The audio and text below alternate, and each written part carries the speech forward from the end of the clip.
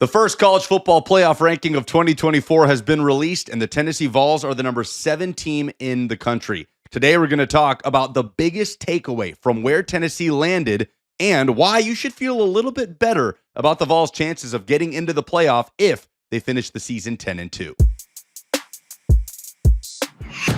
Hey, it's Lucas Panzica from 104.5 The Zone in A to Z Sports. Now, look, you always take that first CFP ranking with a grain of salt, right? A lot of these things are going to work themselves out in terms of the automatic bids and the conference championships. But I think it's a little more important now that we're in that expanded 12-team format because you get a better idea of just how the committee views a lot of these teams that are not at the top of their conference standings, especially in relation to other programs that have similar resumes. In the case of Tennessee, the Vols come in at number 7, one spot behind Penn State, a one-loss Big Ten team, and one spot ahead of Indiana, an undefeated Big Ten team. The Hoosiers, probably the surprise of college football. They haven't lost a game yet, but they also don't have any necessarily impressive wins on their resume. Now, this begs the question, would a 10-2 Tennessee with the loss to Georgia get into the playoff over an 11-1 Indiana with the loss to Ohio State?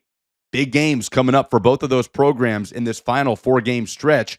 And with the logic applied by the committee in that initial ranking, you would think that it would still apply at the end of the season. Those losses would be of similar caliber, Tennessee to Georgia, Indiana to Ohio State. So would the committee remain steadfast and consistent from their first ranking if that were to be the case? There could absolutely be a scenario where it comes down to Tennessee or Indiana for that final spot, or even seeding. If it's 10 versus 11 or 11 versus 12, it could be a massive decision at the end of the regular season. Now, context matters. How those games play out absolutely will have an impact. If Tennessee goes into Athens and plays Georgia in a close ball game, loses by one possession, and Indiana goes into Columbus and gets blown off the field by Ohio State, then it's really no contest, right? And vice versa. These things will be taken into account.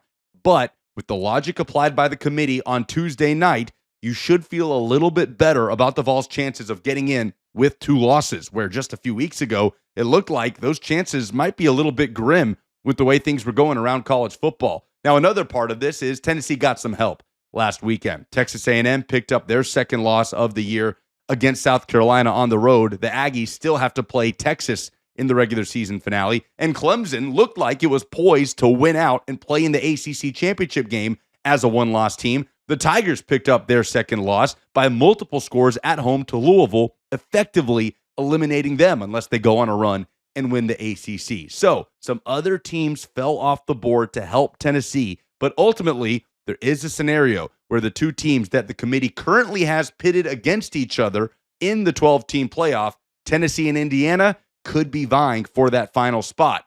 And if the early indications are something for us to consider, then right now the committee views Tennessee in a better light than Indiana, and that should make you feel better about Tennessee and their chances to get in at 10-2.